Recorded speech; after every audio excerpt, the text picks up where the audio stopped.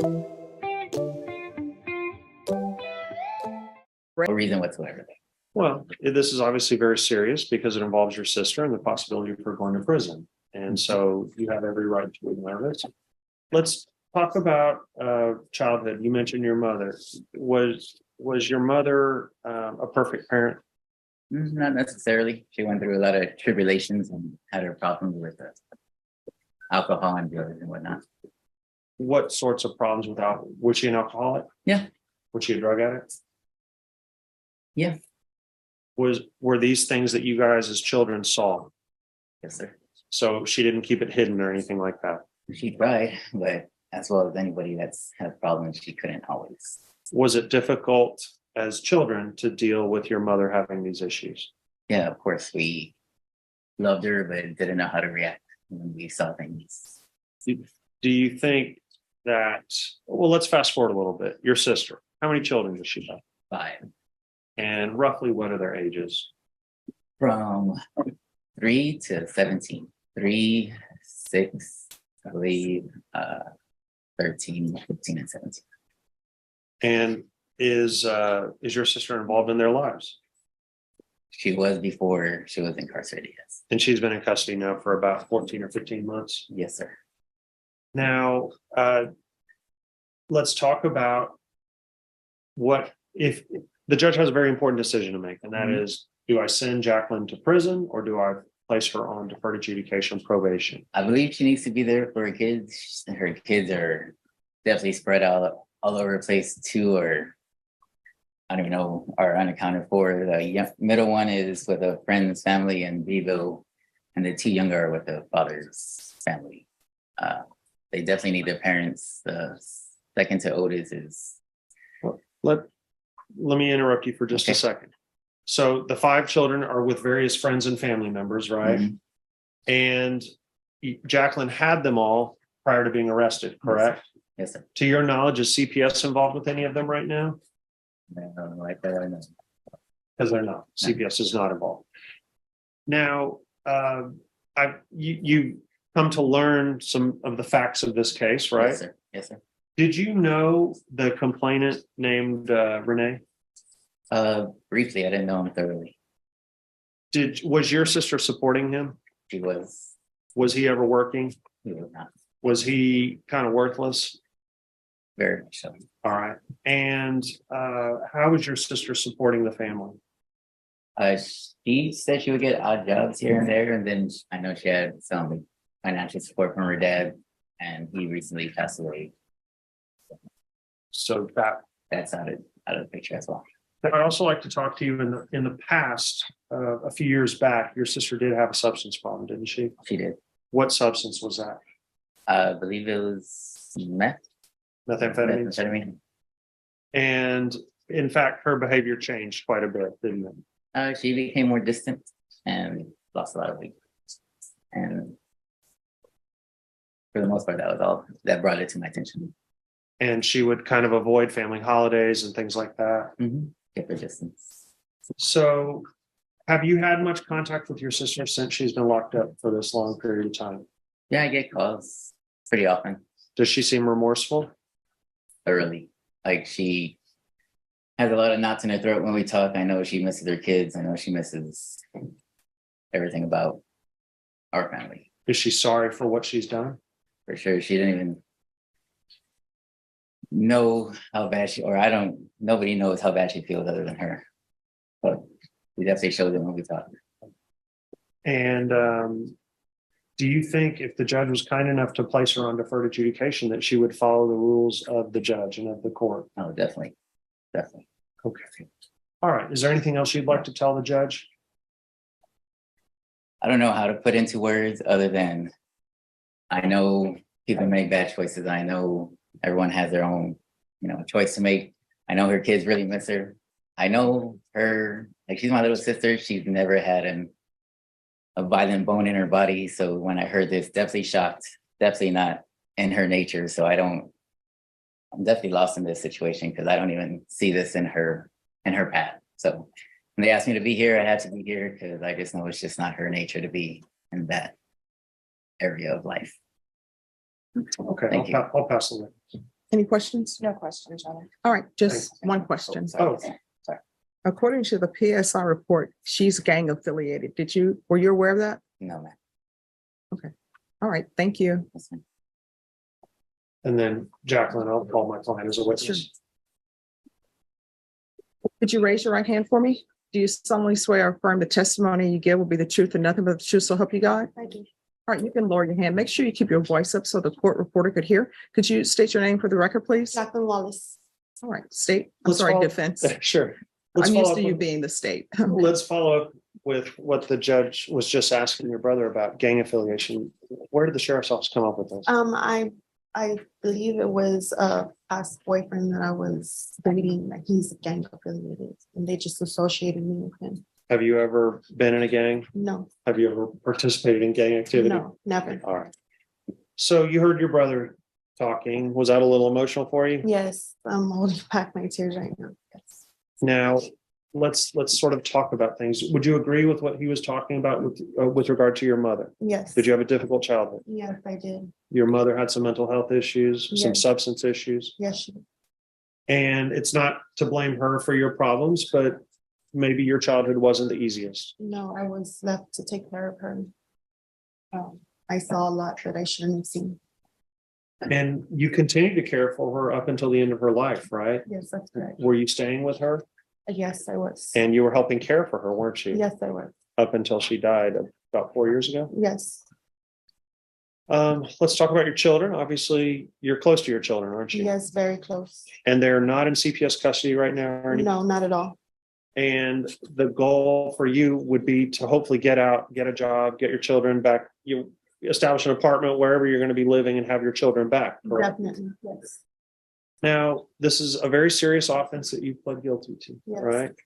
And we've gone through the PSI together and we're talking about how one complainant seems very forgiving and the other one, your ex-boyfriend, seems to be being kind of stern about this, I guess. Yes, Were you supporting him prior to this? yes, I was. Was he cheating on you? Yes, he was. Is that what enraged you? Yes, definitely. Is that what led to this whole event? That's exactly what led to this event, yes. So you don't normally go around beating people up? No, never. You don't normally go around getting into people's apartments or houses? No, never. And was he ever working or anything like that? No, never. How were you supporting him? I was working for a temp agency called Infinity for catering. That's what I was doing. Okay, so you were working with a catering company? Yes. All right. What would you like to tell the judge today about your life, this case, your future, anything like that? I do want to say that I'm very sorry for what I did. I never intended it to get as bad as it did.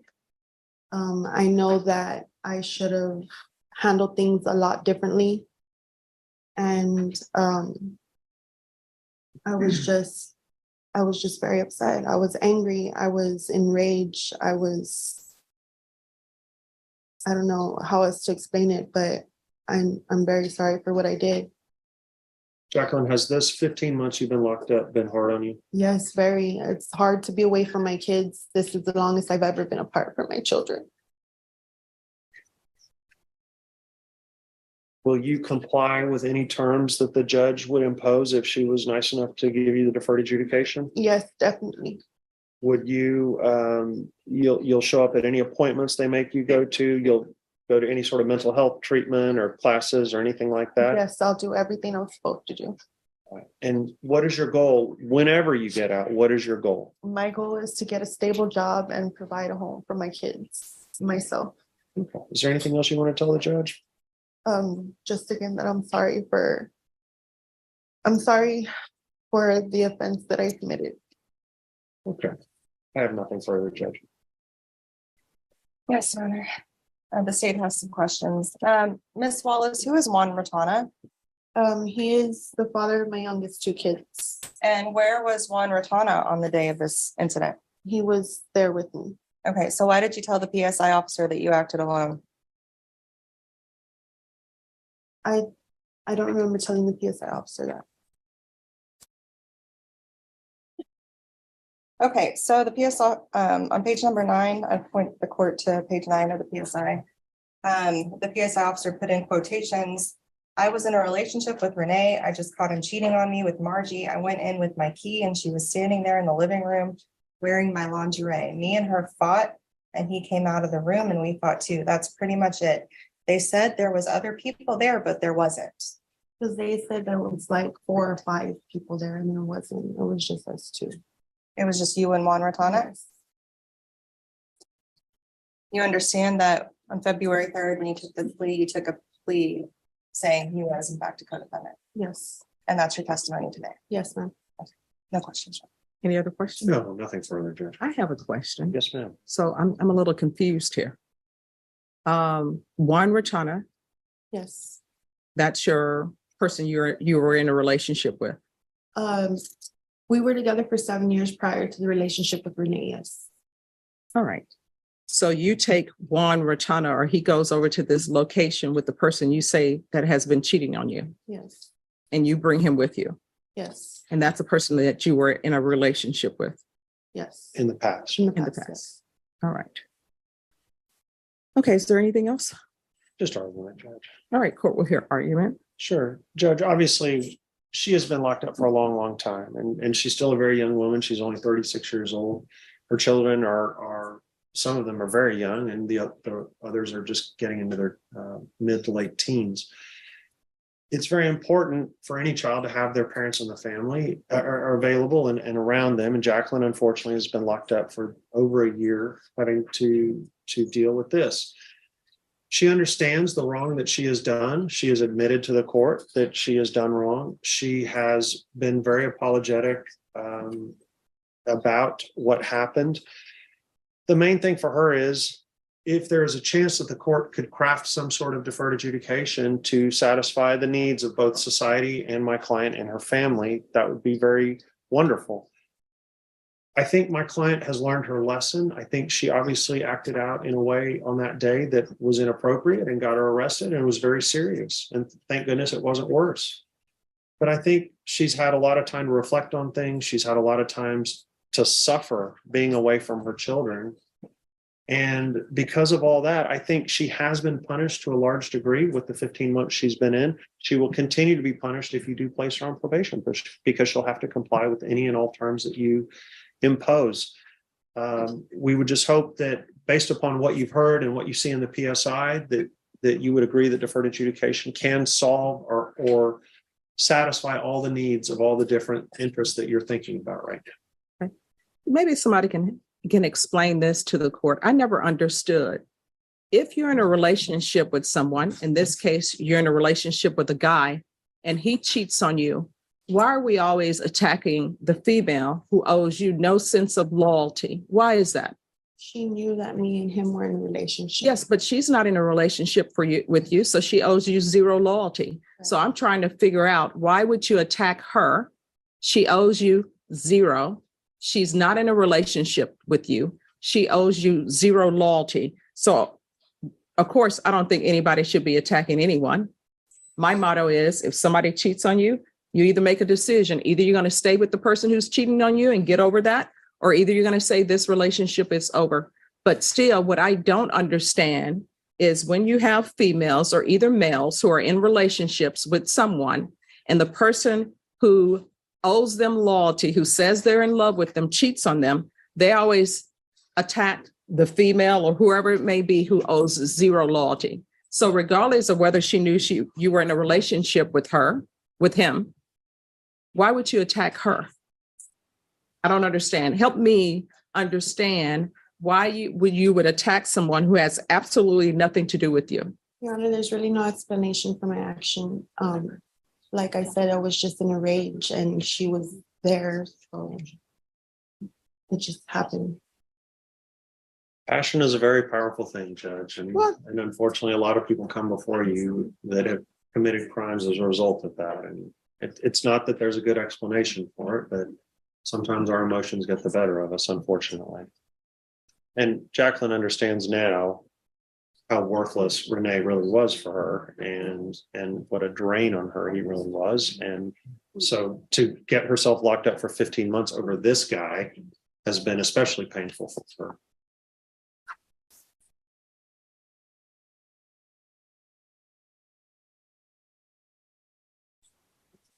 All right, so the complainant in the case says her medical expenses are $2,000. Is there any objection to that 2,000? No. We All would right. object to Renee's discussion. He wasn't able to provide any documentation or anything that the probation officer. All right, well, what I can tell you is I personally have a lot to think about. I was thinking one way, but it's sort of been changed based upon what the complainant is saying. It appears that the complainant is saying that she wrote you a letter saying that she forgives you and she is sorry if she ever did anything to hurt you. She knows you're the mother of 5 children and you've already been in jail for a year. She believes the father of the children is in jail also. So I was leaning towards one way. I'm going to need to think about this a little bit. So what we're going to do is, Ms. Ferguson, can we bring this case back on? Can we bring this back on Monday? Yes, ma'am. All right, Sure. I'll make my decision on Monday. Okay, thank you, Judge. Thank you. You're welcome. All right, we're back on 2022 CR 3725B, State of Texas versus Jacqueline Wallace. Could I have parties announced for the record for the state? Brittany Mitchell for the state. John Koontz for Ms. Wallace. All right. So we are, and are you Ms. Wallace?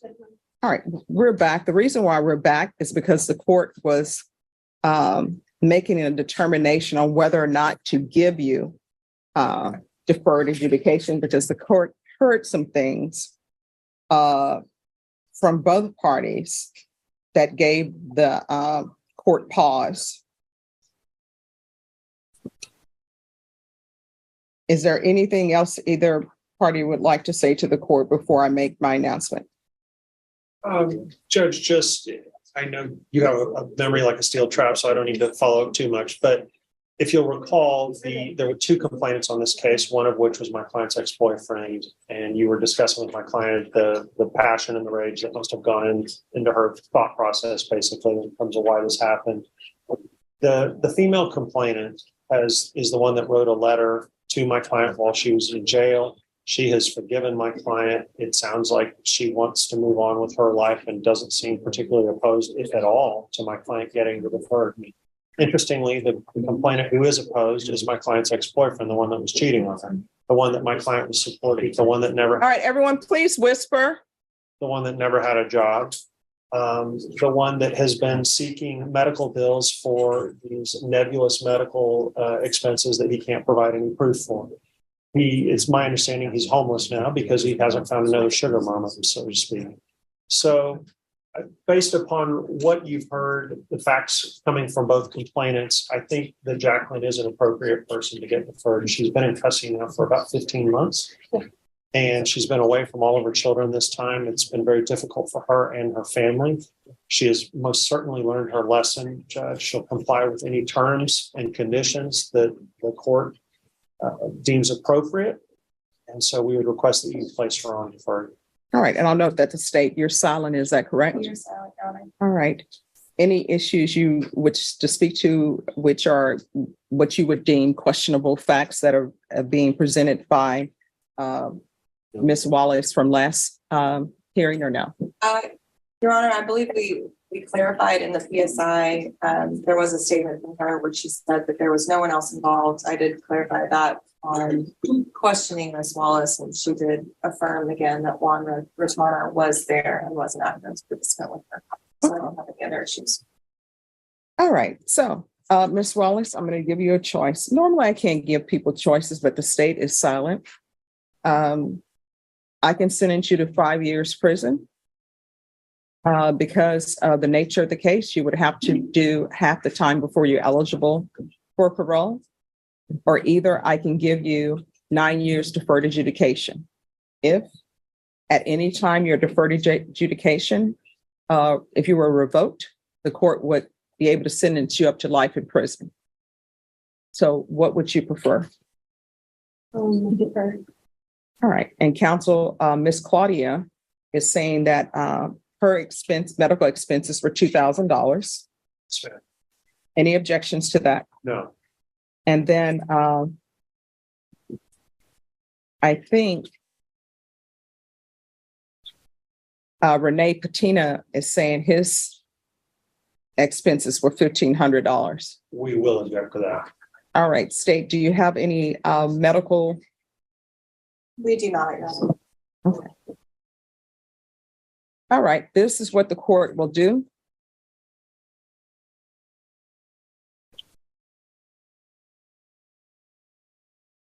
Court will sentence you to 9 years deferred adjudication. There's a $1,500 fine that will be probated. Thank you, Judge. Taking consideration 2022 CR 3726A. There's an affirmative finding of a deadly weapon. 200 hours of community service restitution. 40 of those hours will be waived if you provide proof of the COVID vaccination. The court is not requiring you to get the COVID vaccination, but if you do, 40 of those hours will be waived. I'm going to want intensive parenting classes. I know you've already completed it with CPS, but I'm going to want those done again because there are decisions that should be made, and you should be thinking about that when you're taking these actions. There's to be no contact with Margie Claudio, Claudio, or Renee Patino. There's to be restitution of $2,000 to Margie Claudio. Anger management. CPS compliance if applicable. Probation, I'm going to want the UA hotline until further notice with testing at least once a week, proof of employment within 30 days of release. There's to be no employment as a home healthcare provider with minors. I'm going to want supportive, counsel, they're recommended intensive outpatient treatment. So I'm going to go with their recommendation. Okay. Intensive outpatient treatment with probation. And there's to be sober meetings. And I'm going to want 90 sober meetings in 90 days. I'm going to want field visits 1 time per month until further notice.